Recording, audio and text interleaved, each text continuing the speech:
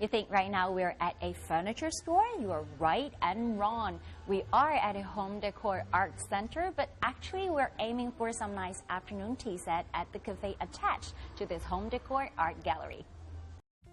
W+S Cafe by Napoleon is located on the first floor of 1298 Middle Huaihai Road. You can take Metro Line number 1 and number 7 and get off at Changzhou Road Station, exit number 3. On the first floor, the cafe shares a space with the W+S Lifestyle Gallery. Collecting some of the world's top home furnishing, they aim at providing customers with both modern and classic furniture. When browsing the countless selection at the gallery, the cafe is a perfect spot to make a break. Sofas with metal rivets and tableware from all over the world contribute to the artistic atmosphere. The trees, rabbits, and the candlelight help us peer through the looking glass.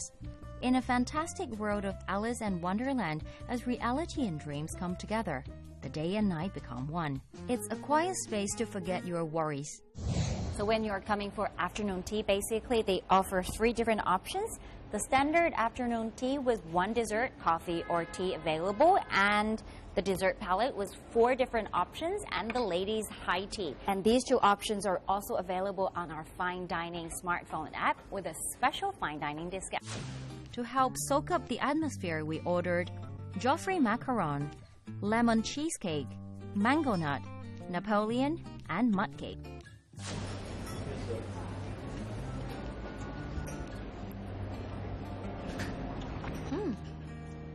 We ordered their signature dessert, which is Joffrey. This is it. Basically, that's the macaron with the raspberry. They use seasonal fruit. We all know that macaron is basically kind of sweet dessert, but it's a very nice pairing with raspberry because it's very sour, and when you add some pastry cream in it, it's very moisture, and at the same time you've got the crispy outside, but you've got the juicy fruit in it. This is the marshmallow. In the bottom, the base is condensed milk, which is cooked in the tin for 4 hours straight. This is a very well-balanced dessert. After trying the signature dish here, I'm curious to try some of the other cakes. Here comes the dessert palette with 4 different bite-size options. The chef has aptly named it all over the world because each of them represents one country. So we'll start with the Italian lemon cheesecake.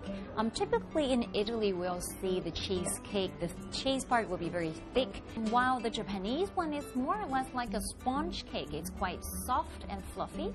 So I'll try how this one tastes like. It's all about balancing the entire taste. And this one achieves a very high standard. Lemon and cheese, sweet and sour. And even the crust base, they're doing a very good job. And one thing that really worth mentioning is there are a lot of shops outside nowadays. They're also selling cheesecakes, but they're promoting this idea of you have to eat it once it was just baked. But on the concept of lemon cheesecake, this is really not the story. Cheesecake that you really have to eat it frozen, and that's how you should eat it. It's like a symbol of Asia. It's got mango nut because it was combined with mango and coconut. See, this is the coconut jelly. On the top, it's mango, very refreshing, so it's a perfect match for summertime. Finally, we come to the Napoleon. It is also in the name of the cafe, so I guess the chef must be very proud of its Napoleon. They say when originally in French, the pastry chef was claimed that they can bake a 1,000-layer cake, and finally they produced this. Nowadays, we can see Napoleon with a lot of fillings, basically fruits or other different things. But still remember, this entire cafe wants to give respect or shows tribute to the tradition or to the good old times. That's why it's Napoleon. Also just go back to the original concept. The small one with puff pastry and cheese, just that. So now I'm going to taste it. Nowadays, a lot of the pastry chefs believe that the puff pastry of the Napoleon needs to be very fluffy, but somehow traditionally this is not correct. The puff pastry needs to be quite crispy instead of to be very fluffy. This one you can see Although we cut it, but it just doesn't fall apart. It still keeps in the same, and it's quite crispy. The owner of the cafe is actually Australian Chinese, so his mud cake uses Aussie chocolate and has a distinct taste from the land down under. Not too sweet, with the bitterness of the unrefined cocoa beans, it smells fantastic. I really had a wonderful afternoon here at the cafe. For you can always scan the QR code on our screen to follow our WeChat or Weibo for more information. And always remember what we had today is also available on our smartphone app as the Fine Dining menu. You can order it through the app for a special discount. And always remember to tune in every Thursday, 11:38.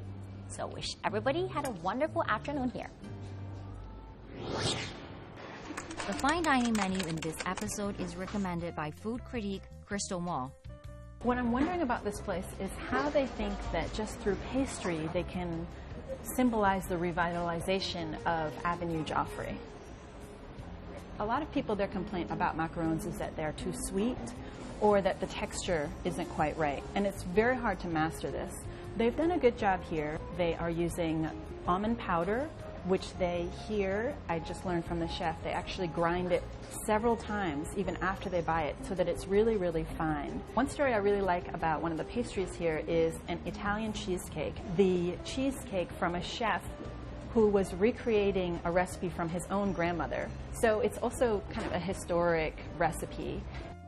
What I like about this cafe, it's a nice combination of modern, historic, both in the design and the architecture, but also in a lot of the recipes and the pastries.